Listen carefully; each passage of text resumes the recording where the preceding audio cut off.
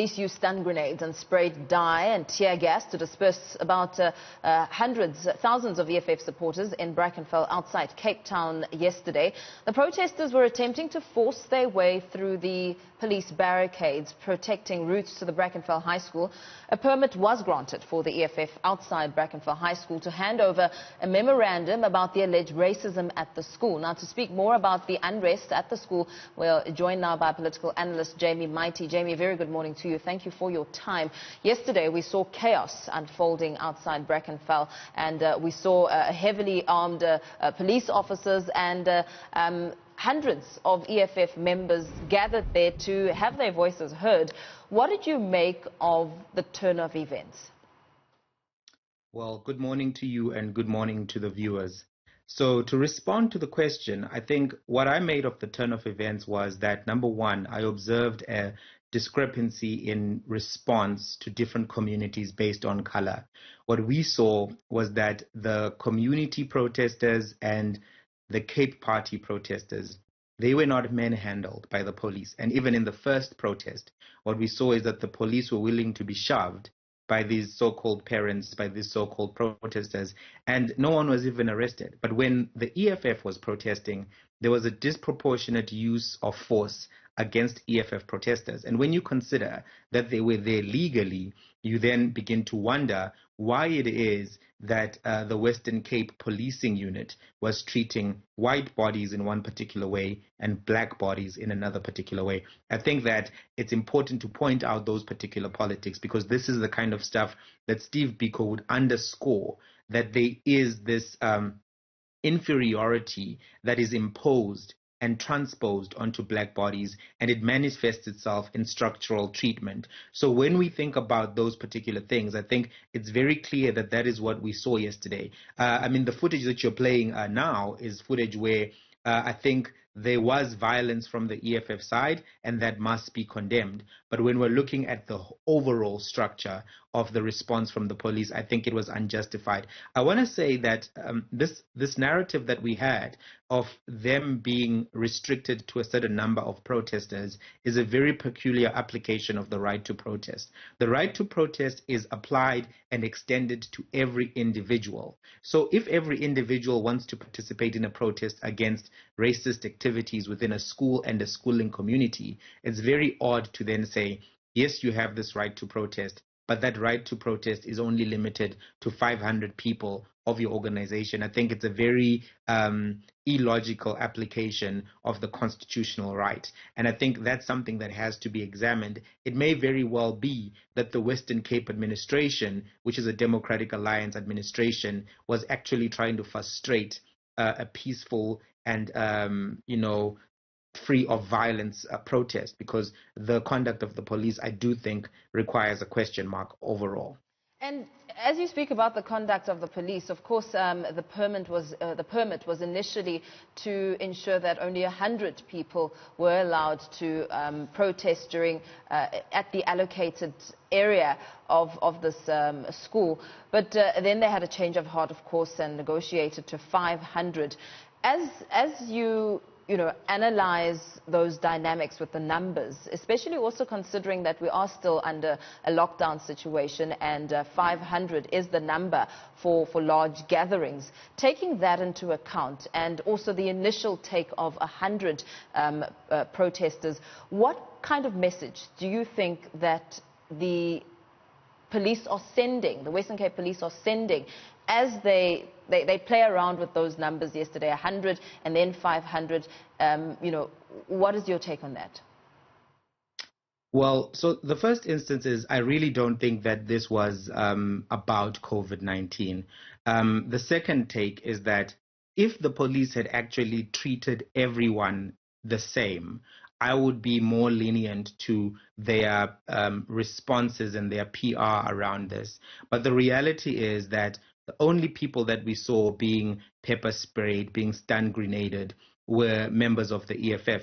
And however we may feel about members of the EFF in our own different political camps, we should be worried when one particular group is treated with kid gloves and another particular group is treated with disproportionate force, which is not required by the situation. So as much as there is a very, very interesting conversation to have around COVID-19 numbers, I think what we must also remember is that this is an outdoor protest, and there are ways to actually make sure that these things can be done adequately, and maybe you can truncate the protesters so that they come in different waves, etc. But I do think that something must be examined about limiting the right of people to protest while saying that you do allow that particular right to protest. So I don't think that this was necessarily around COVID-19 management. I think this was around the optics of the protest, and I think it was also around frustrating the protest. I also think that we must be cognizant that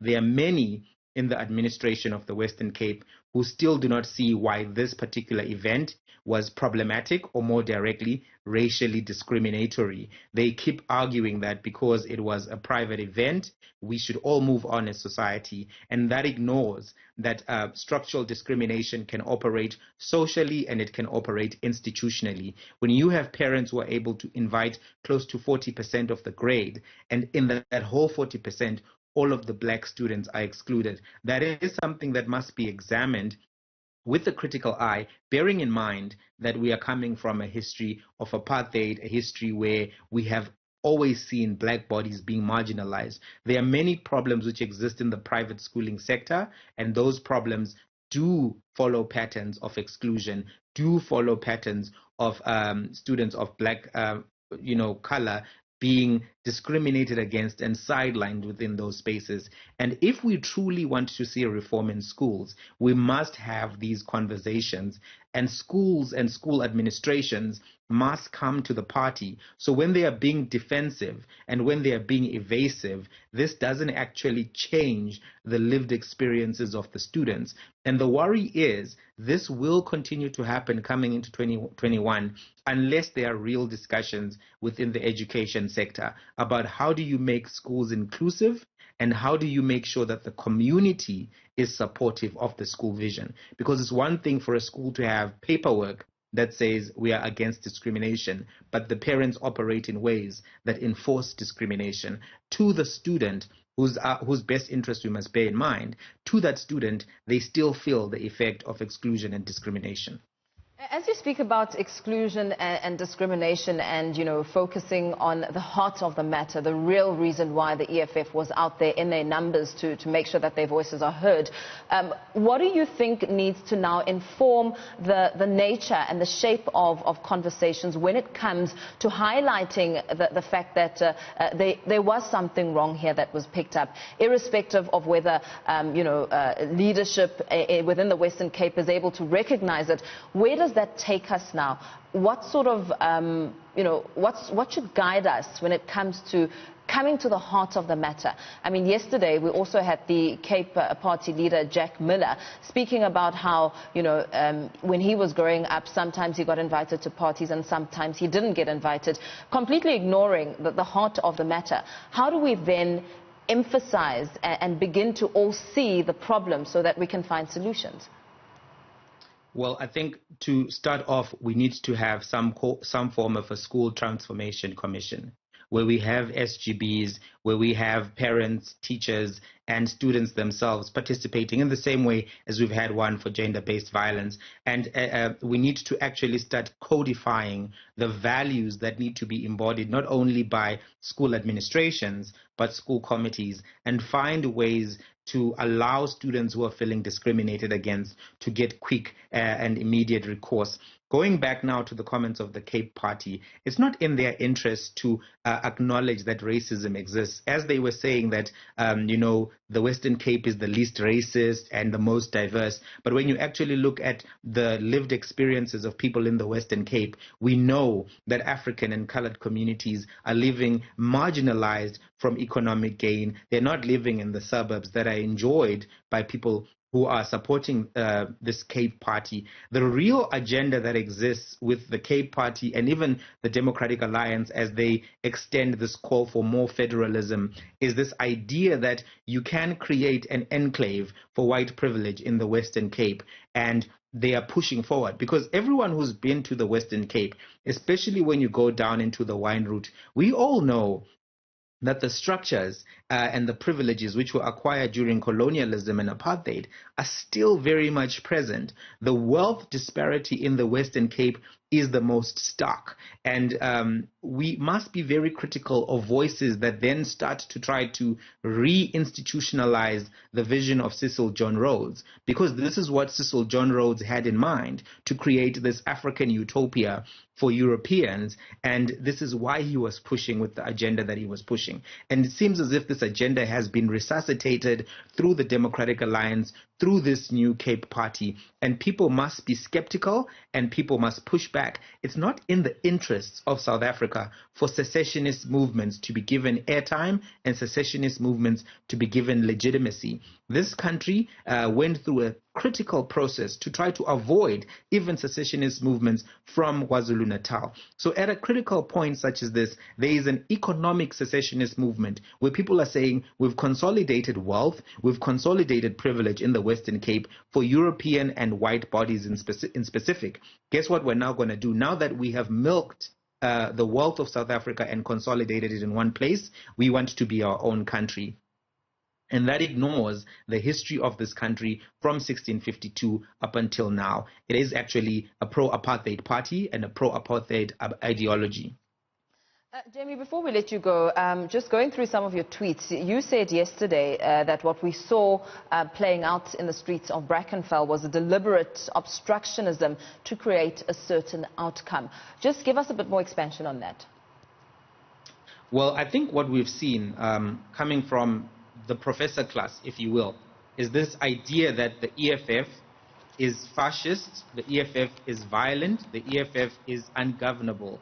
And I think what was done was putting the EFF in a situation where they would come out and seem to be violent and ungovernable.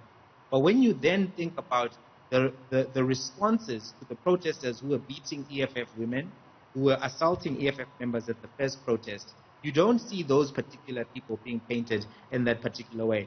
And I think it's important for media and the commentariat to not try to play the game of branding parties in a way that serves agendas that are not transparent. I think the people should determine what their parties are and what the nature of those parties is. And to be honest, when I looked at the behavior of the police, it seemed as if there was a deliberate attempt to frustrate and agitate. And the same applies to some of the protesters who were from the counter-protests, who were provoking EFF members. And unfortunately, that led to the scenes that we saw yesterday. Very well. Thank you so much for your time. That was political analyst Jamie Mighti speaking to, giving his reaction and his thoughts around the chaos that we saw unfolding outside Brackenfell High School in Cape Town yesterday.